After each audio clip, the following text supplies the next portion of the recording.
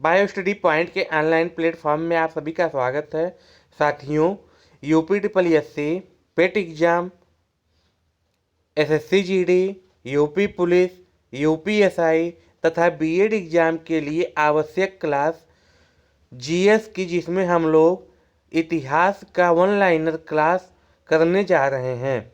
इसमें हम लोग विदेशी यात्रियों से मिलने वाली प्रमुख जानकारियों के बारे में पढ़ेंगे। आइए देखते हैं यूनानी रोमन लेखक के बारे में। टेसियस, यह ईरान का राजवैद्य था। भारत के संबंध में इसका विवरण आश्चर्यजनक कहानियों से परिपूर्ण होने के कारण अविश्वसनीय है। हेरोडोटस, इसे इतिहास का पिता कहा जाता है। इतिहास का पिता किसे कहा जाता है? हेरोडोटस को। इसने अपनी पुस्तक हिस्टोरिका में 5वीं शताब्दी ईसा पूर्व के भारत संबंध के वर्णन किया है। इसका विवरण भी अनुश्रुतियों एवं अफवाहों पर आधारित है। सिकंदर के साथ आने वाले लेखकों में निर्याकस, आनेसिक्राटस तथा अरिस्टोबुलस के विवरण अधिक प्रामाणिक एवं विश्वसनीय हैं।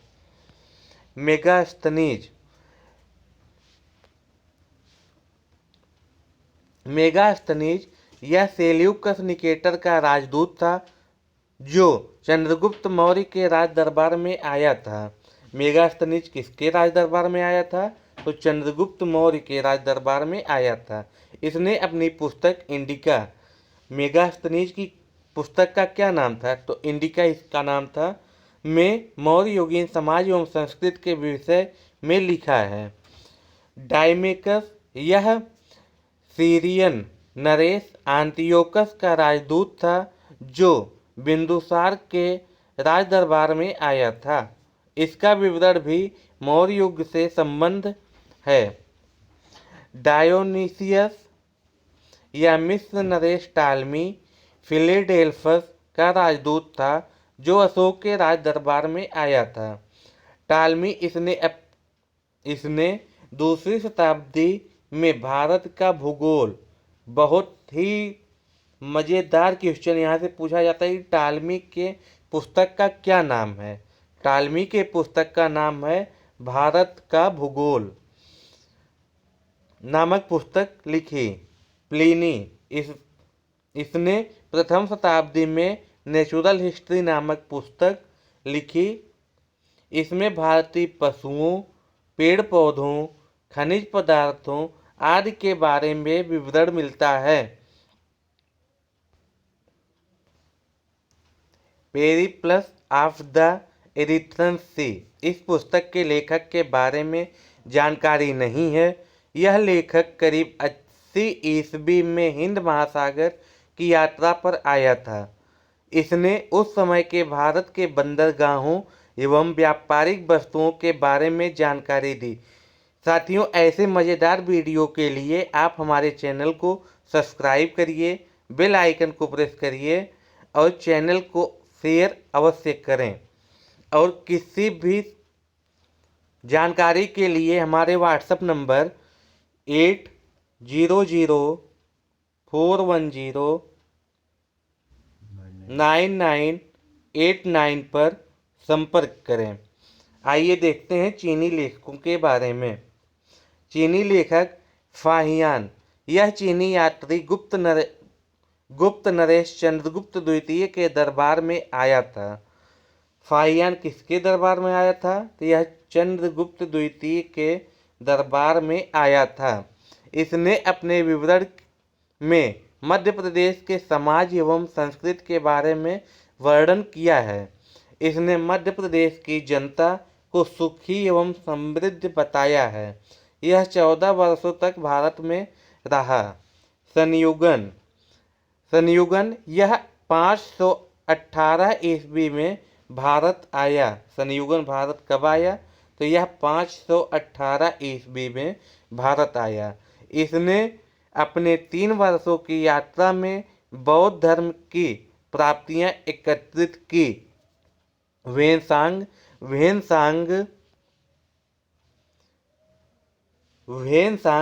यह हर्षवर्धन के शासनकाल में भारत आया। वेनसांग 629 ईस्वी में चीन से भारतवर्ष के लिए प्रस्थान किया। वेनसांग ने भारत के लिए कब प्रस्थान किया? तो 629 ईस्वी में।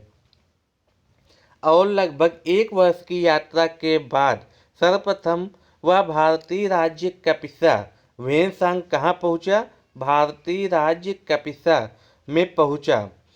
भारत में 15 वर्षों तक ठहर कर 645 ईस्वी में चीन लौट गया। वह बिहार में नालंदा जिला स्थित नालंदा विश्वविद्यालय में अध्ययन करने तथा भारत से बौद्ध ग्रंथों को एकत्र कर ले जाने के लिए आया था। इसका भ्रमण वृत्तांत सी यू की नाम से प्रसिद्ध है। वेनसांग का भ्रमण वृत्तांत किस नाम से प्रसिद्ध है? तो सी यू की, जिसमें 138 देशों का विवरण मिलता है। इसने हर्षकालीन समाज, धर्म एवं राजनीति के बारे में वर्णन किया है। इसके अनुसार सिंधु का राजा शूद्र था। वेनसांग ने बुद्ध की प्रतिमा के साथ साथ सूर्य एवं शिव की प्रतिमाओं का भी पूजा पाठ किया करता था। वेनसांग किसका पूजा करता था? तो वेनसांग बुद्ध के प्रतिमा के साथ साथ सूर्य और शिव की प्रतिमाओं का भी पूजन किया करता था। वेनसांग के अध्ययन के समय नालंदा विश्वविद्यालय के कुलपति आचार्य शीलभद्र थे। वह विश्वविद्यालय बौद्ध दर्शन के लिए प्रसिद्ध था। इत्सिंग, यह 7वीं शताब्दी के अंत में भारत आया। इसने अपने विवरण में नालंदा विश्वविद्यालय, विक्रमशिला विश्वविद्यालय तथा अपने समय के भारत का वर्णन किया है। आइए देखते हैं अरबी लेखकों के बारे में। अरबी लेखक हैं अल-बरूनी। यह महमूद गजनबी के साथ भारत आया था। अरबी में लिखी गई इसकी कृति किताब उल हिंद, अल-बरूनी की जो कृति है वो किताब उल हिंद या तहकीक ए हिंद, भारत की खोज आज भी इतिहासकारों के लिए एक महत्वपूर्ण स्रोत है। यह एक विस्तृत ग्रंथ है जो धर्म और दर्शन, त्योहारों, खगोल विज्ञान, कीमिया, रीति रिवाजों तथा प्रथाओं, सामाजिक जीवन, भारतोल तथा मापन विधियों, मूर्तिकला, कानून, मापतंत्र, विज्ञान आदि विषयों के आधार पर 80 अध्यायों में विभाजित है। कितने अध्यायों में विभाजित है? 80 अध्यायों में विभाजित है। इसमें राजपूत कालीन समाज, धर्म, रीति रिवाज, राजनीति आदि पर सुंदर प्रकाश डाला गया है। इब्न बतूता इसके द्वारा इब्न बतूता के द्वारा अरबी भाषा में लिखा गया यात्रा वृत्तांत, जिसे रेहला कहा जाता है। इब्न बतूता के द्वारा लिखा गया यात्रा वृत्तांत को क्या कहा जाता है? तो इसे रेहला कहा जाता है। 14वीं शताब्दी में भारतीय उपमहाद्वीप के सामाजिक तथा सांस्कृतिक जीवन के विषय में बहुत ही प्रचुर तथा सबसे रोचक जानकारियां देता है।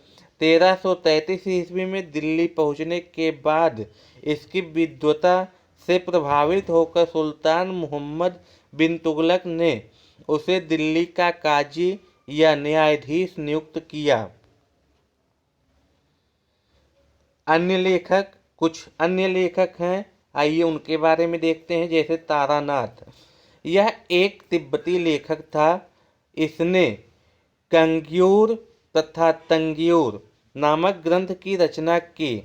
तारानाथ ने कंग्यूर तथा तंग्यूर नामक ग्रंथ की रचना की। इसने भारतीय इतिहास के बारे में जानकारी मिलती है। मार्को पोलो, यह 13वीं शताब्दी के अंत में पांड्य देश की यात्रा पर आया था। इसका विवरण पांड्य इतिहास के अध्ययन के लिए उपयोगी है। पुरातत्व संबंधी साक्ष्य से मिलने वाली जानकारियाँ। भारतीय पुरातत्व शास्त्र का पितामह सर अलेक्जेंडर कनिंघम को कहा जाता है। भारतीय पुरातत्व शास्त्र का पितामह किसे कहा जाता है? तो आपका आंसर है सर अलेक्जेंडर कनिंघम। 1400 ईसा पूर्व के अभिलेख बोगाज कोई मतलब एशिया माइनर से वैदिक देवता मित्र, वरुण, इंद्र और नासत्य यानी अश्विनी कुमार के नाम मिलते हैं। मध्य भारत में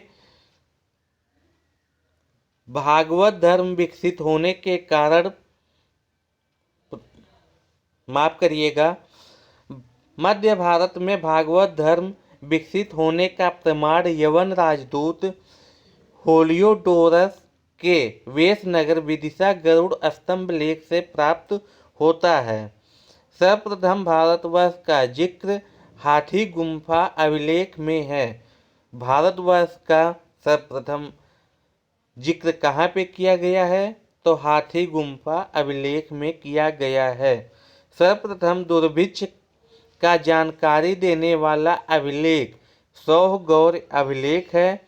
यह अभिलेख में संकट काल में उपयोग हेतु खाद्यान्न सुरक्षित रखने का भी उल्लेख है। सर्वप्रथम भारत पर होने वाले हूल आक्रमण की जानकारी भीतरी स्तंभ लेख से प्राप्त होती है।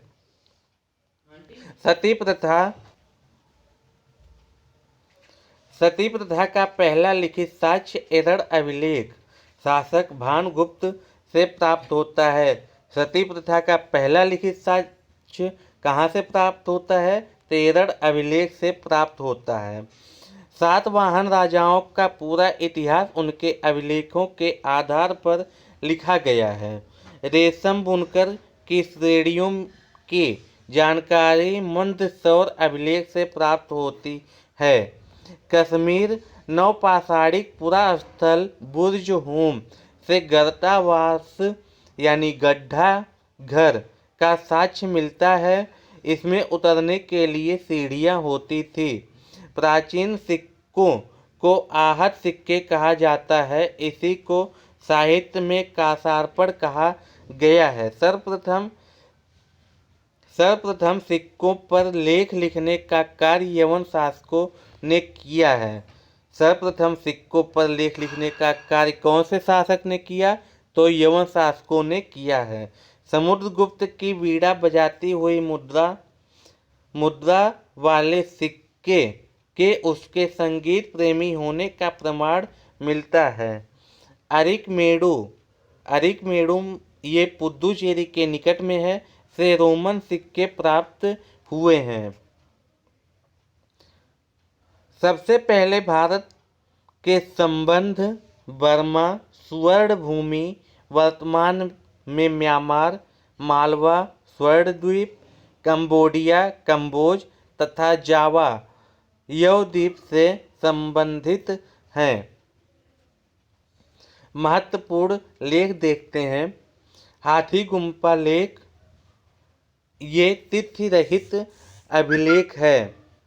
कनिंघम राज खारवेल जूनागढ़ गिरनार अभिलेख रुद्रदामन।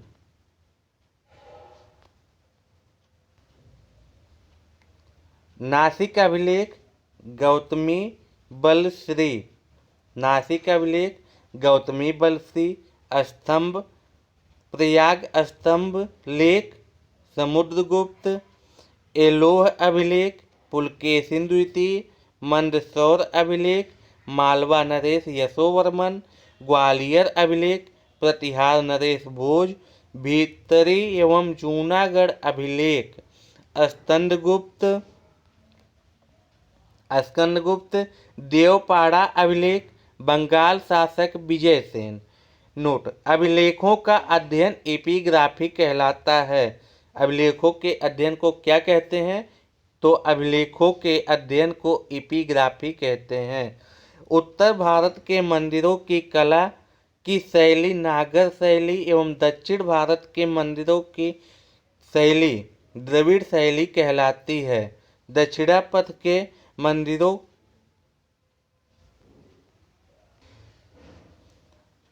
मंदिरों की कला द्रविड़ शैली कहलाती है। यहाँ से क्वेश्चन कई बार रिपीट होते हैं कि अभिलेखों के अध्ययन को क्या कहा जाता है? अभिलेखों के अध्ययन को क्या कहा जाता है? एपिग्राफी। उत्तर भारत के मंदिरों की कला की शैली कैसी शैली होती है? तो नागर शैली होती है। दक्षिण भारत के मंदिरों की कला की शैली कैसी होती है? द्रविड़ शैली होती है। दक्षिणापथ के मंदिरों के निर्माण में नागर और द्रविड़ दोनों शैलियों का प्रयोग होता है, अतः यह बेसर शैली कहलाती है। बेसर शैली कौन सी शैली कहलाती है? जिसमें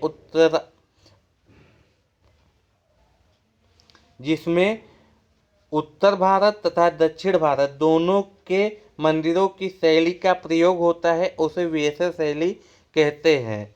पंचायतन शब्द मंदिर रचना शैली से संबंधित है। यह हिंदू मंदिर तब पंचायतन शैली कहलाता है जब मुख्य मंदिर 4 सहायक मंदिरों से घिरा होता है। पंचायतन मंदिर का उदाहरण कंदारिया मंदिर है।